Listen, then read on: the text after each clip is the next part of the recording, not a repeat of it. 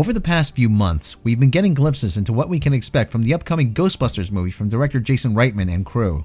Although it has been hinted a few times that Bill Murray was ready to suit up with most of the original returning cast, which now officially includes Dan Aykroyd, Sigourney Weaver, Ernie Hudson, and Annie Potts, our recent report on the situation brought into question whether or not a deal had yet been made with Murray when Dan Aykroyd was hesitant to confirm his participation on a recent Joe Rogan podcast. Bill Murray's going to be in it? We're hoping. Come on, Bill. Yeah, we're hoping. Come on, Bill. Yeah. Now we have more evidence concerning Murray's possible return to the film and exactly what that might entail. In this video, we will go over a brief history of Murray's relationship to Ghostbusters. The recent news that is a very good indication that the actor is in fact going to be in Ghostbusters 3, and finally, how much he may actually be a part of the film.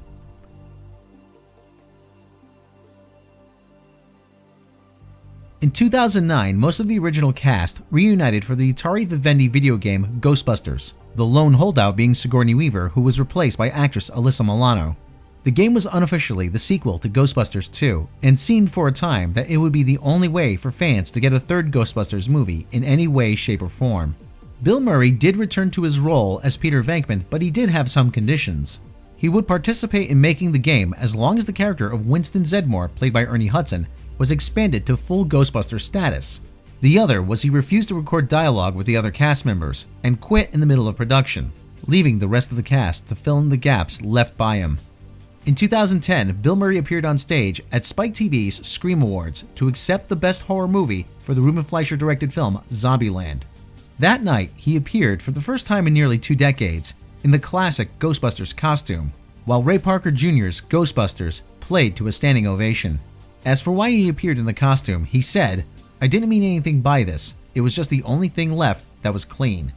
Bill Murray, as it turns out, never had a good relationship with the sequel to the original Ghostbusters. At a New York press conference, Murray said of the film, "So, they had this idea, but it didn't turn out to be the idea when I arrived on the set. They'd written a whole different movie than the one, and the special effects guys got it and got their hands on it, and it was just not the same movie. There were a few great scenes in it, but it wasn't the same movie. So there's never been an interest in a third Ghostbusters because the second was kind of disappointing, for me anyway." The Spike TV Scream Awards may have not been foreshadowing his involvement in a future Ghostbusters movie. However, it would pique the interest of fans. In December of 2012, Sci-Fi Wire reported that Ghostbusters 3 was indeed happening, only without Bill Murray. Co-star and original Ghostbusters co-writer Dan Aykroyd said of Murray's non-involvement in the movie, "It's sad, but we're passing it on to a new generation. Ghostbusters 3 can be successful without Bill. My preference would be to have him involved, but at this point he doesn't seem to be coming and we have to move on. It's time to make the third one." According to producer Ivan Reitman, at least one version of Ghostbusters was greenlit by the studio. However, at the time, Bill Murray had not committed to the project. In a prior 2010 interview with GQ magazine, the subject of Ghostbusters 3 was brought up. Murray spoke candidly about a potential third film, saying he didn't want to hurt anyone's feelings. "It's all a bunch of crock. It's a crock. There was a story, and I gotta be careful here. I don't want to hurt someone's feelings. When I hurt someone's feelings, I really want to hurt them." Harold Ramis said, "Oh, I've got these guys. They write on The Office, and they're really funny. They're going to write the next Ghostbusters, and they had just written this movie that he had directed." Murray, as it turned out, had been holding out on making Ghostbusters 3 for quite some time.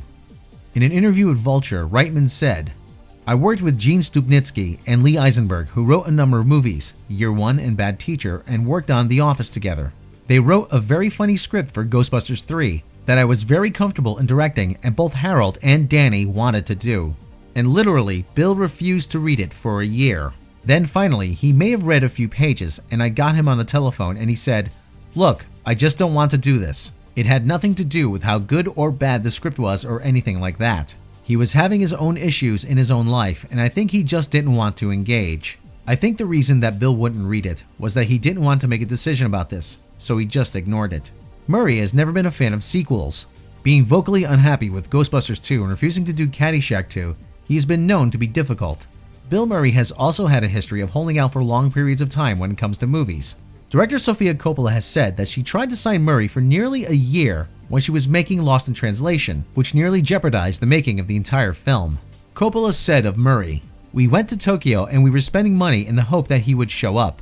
I don't even know how we got our financing without a contract. I was determined and probably spent a year trying to track him down.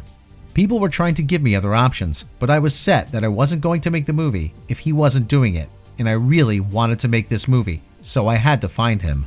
At the Cannes Film Festival, it was unclear if he would show up for the premiere of his new film, The Dead Don't Die, until the moment he stepped onto the red carpet. There may have been another reason that Murray wasn't anxious to do another Ghostbusters movie.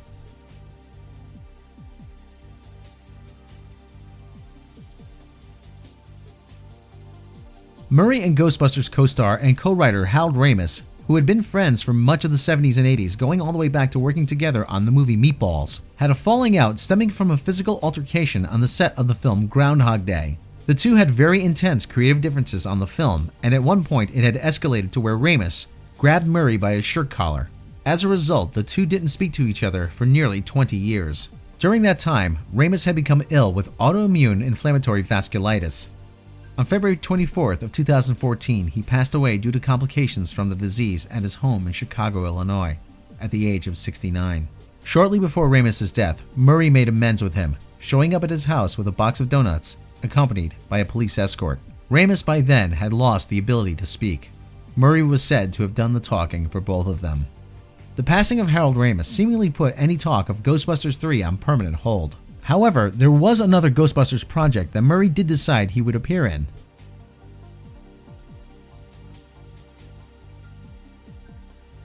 In 2015, director Paul Feig's Ghostbusters featured cameos from the original cast members, including Bill Murray, who played a skeptic who throws himself out of a window. Murray told Vulture of his decision to appear in the film. "I like those girls a lot, I mean I really do. They are tough to say no to, and Paul is a really nice fellow. You know, they were incredibly nice to ask me, and I really enjoyed being there. They have such a jolly group, and they are going to have great success with this project. I didn't want to overshadow them or anything, and I really feel good about it." The Sony email leaks, however, tell a different story. Midnight's Edge and the Daily Beast reported that according to leaked emails, Sony's legal department threatened litigation if Murray did not participate in Paul Feig's Ghostbusters film.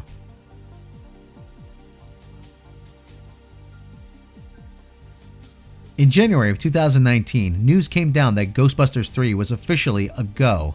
Jason Reitman, son of original director Ivan Reitman, was tapped to direct a Passing of the Torch movie set in the original universe, thus negating the events of Paul Feig's Ghostbusters. Almost immediately after, news came down that Dan Aykroyd, Ernie Hudson, and Bill Murray were in. News came in June of 2019 that actress Sigourney Weaver would be returning to the role of Dana Barrett. In May of 2019, reports started to surface that contradicted news that Murray was indeed part of Ghostbusters 3. Murray said at the Cannes Film Festival that he would be open to appearing in the film, saying it paid for my son's college. Filming on Ghostbusters 3 began on July 12th. Then in September came news that Bill Murray was spotted near the set of the new Ghostbusters movie in Calgary, Canada. The week before, Murray had been in Dallas, Texas for the Crossroads Guitar Festival. His presence in Calgary would seem to indicate his involvement with the new Ghostbusters movie. However, what still remains a mystery is how large or small a role he might have. Also, Murray coming in at a later date may signal that the production was ready to go with or without him. With an ensemble cast on board for Ghostbusters 3, unlike the first two films, Murray may not be the star of the movie. It should be noted to our viewers that merely casting Bill Murray is in and of itself not an easy process. The actor has not had an agent since the year 2000, having fired them for calling him too much. Instead, he has an automated 1-800 number. Those who can find it can call him with movie offers, leave a voicemail message for him, and then sit back and wait for a response, which may or may not come. If Murray himself is interested in a script, he will ask that you fax it to him, care of his local office supply store. This peculiar arrangement has led Murray to missing out on roles in some very high-profile films, including such films as Iron Man, Monsters, Inc., and Bad Santa. For offers for the films Who Framed Roger Rabbit and The People vs. Larry Flint, Murray was said to have never returned calls. He also turned down roles in Forrest Gump, Boogie Nights, and Rain Man for no specified reasons. When offered the role of Ted Stryker in the 1980 comedy Airplane, Murray said of the movie, "This is gonna work, but it's not." We'll keep you up to date on further Ghostbusters 3 developments, and be sure to check out our other videos here at Midnight's Edge.